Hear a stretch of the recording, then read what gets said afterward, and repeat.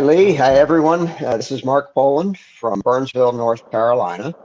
A few days on the heels of a recent record attempt for a WUCA world record.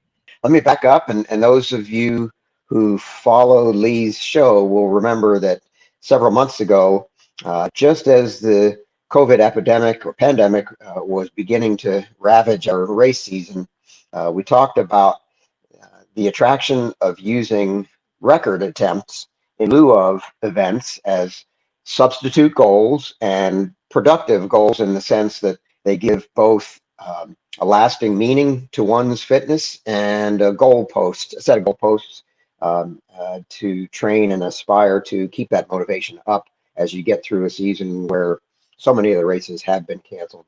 Uh, it turns out that a lot of you heard that message, and there have been somewhere between 30 and 35 different record attempts done this year already.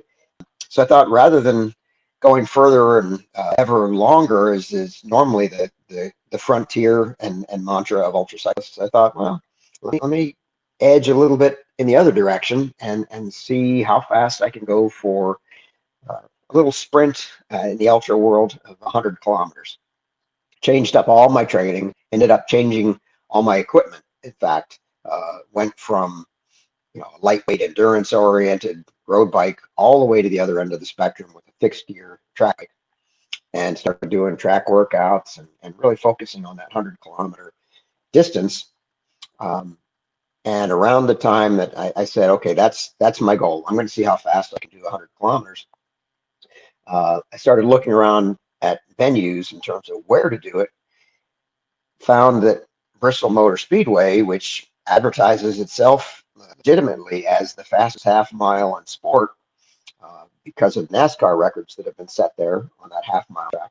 Well, that's figuratively speaking right down the street. It's a little over an hour away from me, and I went over there and talked to the leadership, and turns out they were pretty frustrated by all the cancellations of the race car activities. Didn't hurt at all. It helped a lot to tie in a charitable cause and fundraising drive, which they enjoyed being a part of. And the end result of that was I got access for a day to I think it's the third largest sporting venue in the country, seventh largest in the world, seeing 162,000 seats wrapped around a track, and then one little tiny guy in perspective on his bicycle running around in circles on that track. It was just really an awesome visual. So I got access to the track. There were a lot of, I discovered doing a little bit more research about others who have done track-based endurance records. It's one thing to do a kilometer or even 4 or 5 kilometers in a pursuit around a track with 20 to 30 degree or 40 degree banking.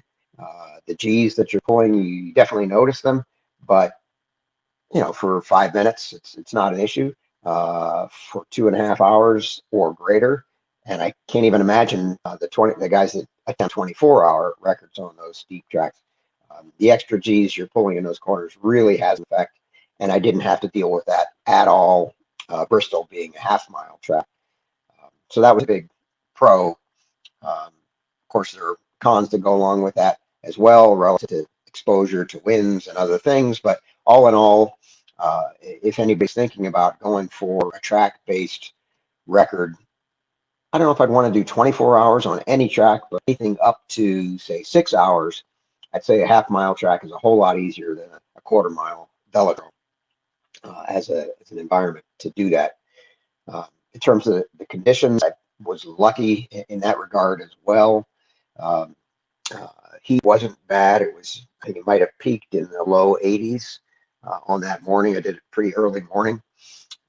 Humidity was an unexpected factor, though, and that created some unanticipated surprises during the ride. Um, End of the day, brought the 60 to 6900 kilometer record down pretty substantially. Of course, the exact time is still subject to WUCA validation. 2 hours and 31 minutes against a prior record of 2 hours and 55 minutes. So about 25 minutes off of prior record.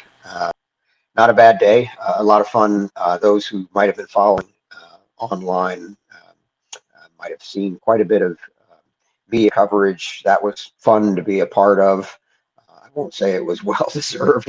I'm just an old guy riding his bike around in circles, but the nucleus of Team Joe Barr himself and Billy and Mooney both joined in as guest commentators for a few minutes. All of that created a little bit more spectator interest, I'll say, than just your normal ultra.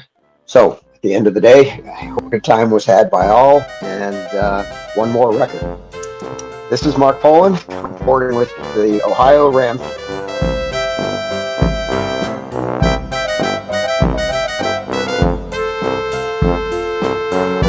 This is Gregory Zuber, thanking you for watching and sharing.